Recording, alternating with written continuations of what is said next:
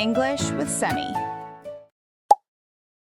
Welcome back to the English Boost podcast, your cozy place to learn easy English through real-life conversations and learn how to stop comparing yourself to others at the same time. Exactly. And we don't know where you are right now. Maybe you're walking to the grocery store, folding a huge pile of laundry, sitting on a crowded bus, or just staring out the window waiting for your morning coffee. Wherever you are, we're so happy you chose to spend this time with us. I actually need this topic today, Sunny. I was literally just looking at your microphone before we started recording and thinking, wow, Sunny's microphone looks much more professional than mine. She's a better podcaster. Chris, we bought the exact same microphones on the exact same day. They're identical. I know, but my brain still found a way to compare them and make me feel bad. It's ridiculous. Well, before we dive into why our brains do that, let's give our listeners a quick reminder. This podcast is designed for B1 and B2 English learners. That means we use natural, everyday English. No academic lectures, no boring grammar drills, just real talk. Right, and please don't feel any pressure to understand every single word. If you hear a difficult phrase, just keep listening to the context. Plus, we always break down the trickiest vocabulary at the end in our Calm Word Tour. So just relax, let the English wash over you, and enjoy the chat. So, comparing ourselves to others. It's something we all do, but it can really steal our happiness. Why do you think it's so hard to stop, Chris? Honestly, I think social media is a giant comparison machine. Just last weekend, I had a perfect example of this. Oh, what happened? Okay, picture this. It's Sunday morning. I'm wearing my oldest, most comfortable pajamas, the ones with the holes in the knees. I'm sitting on the sofa eating a giant bag of sour cream and onion potato chips for breakfast. Wait, chips for breakfast? Don't judge me. It was a lazy Sunday. Anyway, I'm feeling pretty good about my lazy morning. Then I pick up my phone and start to scroll. And let me quickly explain to scroll, that just means moving your finger up and down on your phone screen to see posts. A very dangerous activity on a lazy Sunday. Exactly. So I'm scrolling and the very first picture I see is my friend Dave. Dave just finished a 20-kilometer marathon. He's smiling, sweating, holding a gold medal, and the sun is shining behind him like he's some kind of superhero. Oh no, I can guess how you felt. Suddenly, my delicious potato chips tasted like failure. I felt so lazy. I felt like I was wasting my life. So in a panic, I threw the chips away, put on some old canvas shoes, not even proper running shoes, and ran out the door to exercise. You went running? I tried. I ran for exactly 1 kilometer. I got a terrible blister, you know, that painful bubble of skin on your foot when your shoes rub against it. I was so exhausted and in so much pain that I had to call a taxi to drive me back home. 1 kilometer. Oh, Chris, that's a disaster. It was, and the worst part is I was perfectly happy before I picked up my phone. Dave's run didn't hurt me. My comparison to Dave hurt me. That's such a powerful realization. When we look at other people, we're usually looking at their highlight reel.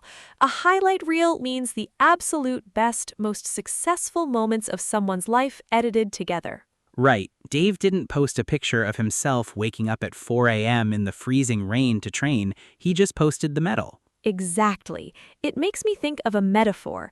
Comparing yourself to others is like comparing your messy kitchen to someone else's fancy restaurant dining room. Oh, I like that. Explain that a bit more. Well, in your own life, you see the messy kitchen.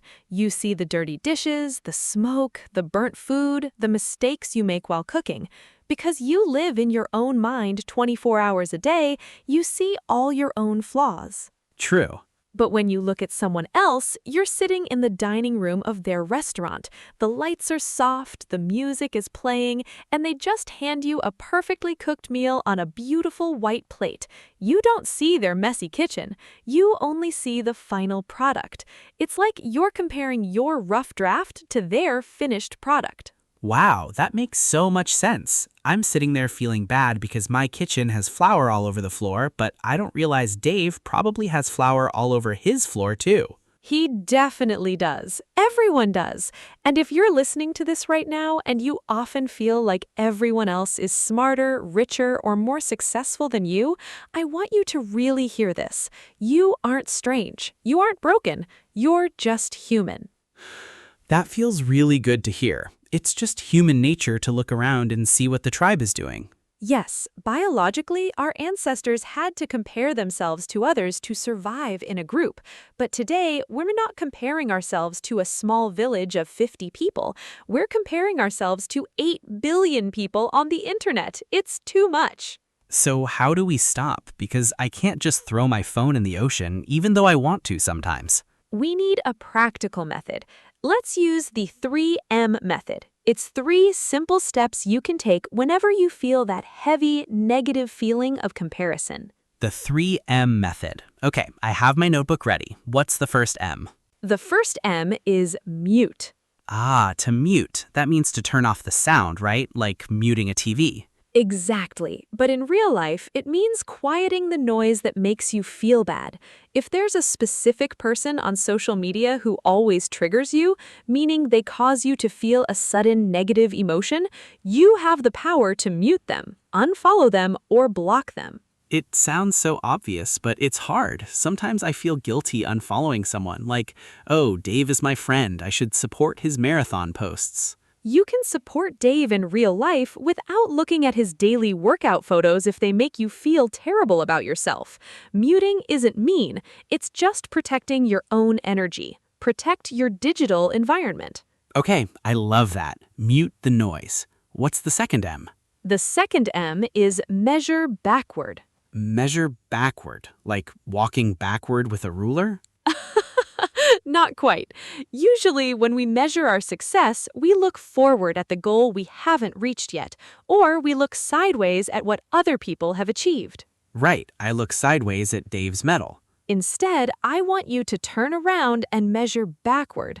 Look at where you were 1 year ago or 5 years ago. Compare yourself today to yourself in the past. Oh, wow. Okay, wait, let me think. 5 years ago, I didn't even know how to edit a podcast. I was terrified of speaking into a microphone, and now I do it every week. See? When you measure backward, you realize how much you've grown. Your only real competition is the person you were yesterday. That completely changes how I feel. Instead of feeling envy, which means being jealous and wanting what someone else has, I actually feel proud of myself. That's the magic of measuring backward. Okay, the final M is make it a mirror. Make it a mirror. This sounds deep. It's a little deep. Sometimes we compare ourselves to someone because they have something we truly desire.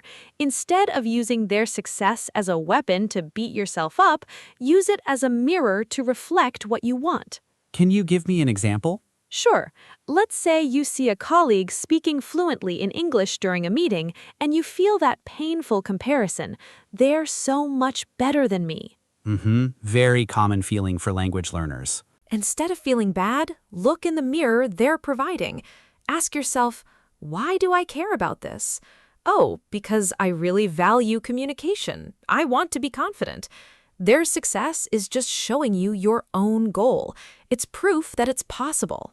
So instead of saying, I will never be that good, I should say, thank you for showing me what I want to achieve. Now I know what to practice. Exactly. It shifts your brain from jealousy to inspiration. You reframe the entire situation. Okay, mute, measure backward, and make it a mirror. I think it's time to put this into practice. Let's do a quick rapid-fire challenge. I love a challenge. How does it work? I'm going to give you a very common comparison trap situation. You have 5 seconds to tell me how to use one of the 3 M's to fix it. Ready? I'm ready. Hit me. Situation number 1. You're learning English and you see a YouTube video of a 5-year-old child who speaks 5 languages perfectly. You feel like a failure. Go. Mute. Just close the video. You don't need to compare your adult learning journey to a tiny genius child. Turn it off and go study at your own pace. Perfect. Situation number 2. You go to a high school reunion. Your old classmate arrives in a luxury sports car, wearing an expensive watch. You drove there in a very old, noisy car. Measure backward. I would remind myself that 10 years ago, I didn't even have a car, and I was taking the bus in the rain. My old noisy car is actually a huge upgrade from my past. I'm proud of my car.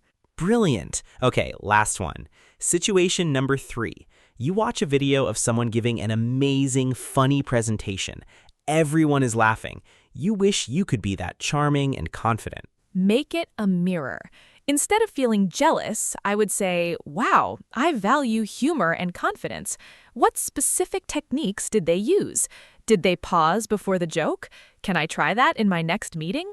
I turned their success into my own lesson. You passed the challenge with flying colors. Honestly, Sunny, just talking about this makes me feel lighter. I'm so glad, Chris. It takes practice, but once you start catching yourself in the comparison trap, it gets easier to step out of it. Well, before I start comparing my vocabulary skills to yours, I think it's time for us to calm things down. I agree. It's time to review the language we used today. Let's transition into the Calm Word Tour. Welcome to the Calm Word Tour. This is where we slow down, relax, and review the most useful vocabulary from today's episode. I will say the word, explain it simply, and give you an example. And we want you to practice speaking out loud. Whenever you hear us say, you can repeat, just echo the word after us. Let's build that muscle memory. Our first phrase today is to scroll. This means to move text or images up and down on a computer or phone screen. For example, I was so bored that I decided to scroll through the news for an hour. Or, stop scrolling and go to sleep. You can repeat to scroll. Slowly, to scroll. Next is highlight reel. This refers to a collection of the best, most exciting, or most successful moments of an event or a person's life, usually ignoring all the boring or bad parts. For example, social media is just a highlight reel. It doesn't show reality. Or, at the wedding, they played a highlight reel of the couple's favorite memories. You can repeat highlight reel. Slowly, highlight reel. Our third word is to trigger. In psychology, this means to cause someone to feel a sudden, strong, negative emotion or memory. For example, seeing pictures of my old office can trigger feelings of stress. Or, I had to mute that account because their posts always trigger my anxiety. You can repeat to trigger. Slowly, to trigger. Number 4 is envy. Envy is a noun. It is the feeling of wanting something that someone else has. It is very similar to jealousy. For example, when I saw her beautiful new house, I felt a little bit of envy. Or, he watched with envy as his colleague accepted the award. You can repeat envy. Slowly, envy. Next, we have the phrase rough draft. This is the first messy, unpolished version of a piece of writing or a project. We used this when talking about how you shouldn't compare your rough draft to someone else's finished product. For example, don't worry about spelling mistakes, this is just a rough draft. Or, I need to rewrite the rough draft of my essay tonight. You can repeat rough draft. Slowly, rough draft. Word number 6 is mute. Technically, it means to turn off the sound, but on social media or in life, it means to silence or hide someone's updates so you don't have to see them. For example, I didn't want to unfollow him, so I just decided to mute his stories. Or, please mute your microphone during the online meeting. You can repeat mute. Slowly, mute. Next is to reframe. This means to change the way you look at a situation or an idea, usually to make it more positive or useful. For example, instead of seeing the rain as ruined plans, try to reframe it as a cozy day indoors. Or, therapy helped her reframe her negative thoughts. You can repeat to reframe. Slowly, to reframe. And our final phrase for today is to measure backward. This means to evaluate your progress by looking at how far you have come from your starting point rather than how far you still have to go. For example, whenever I feel slow at learning English, I measure backward and remember when I couldn't even say hello. Or, if you lose motivation at the gym, Just measure backward. You can repeat to measure backward. Slowly, to measure backward. Fantastic job. Taking a few moments to actively speak out loud is exactly how you build confidence in a new language. Absolutely. And now we have a tiny piece of homework for you. We want you to take action today. Your homework is to use the 3M method this week. Mute one account that makes you feel bad, or go down into the comments section and measure backward. Tell us one thing you're much better at today than you were a year ago. I love that. Tell us your wins in the comments.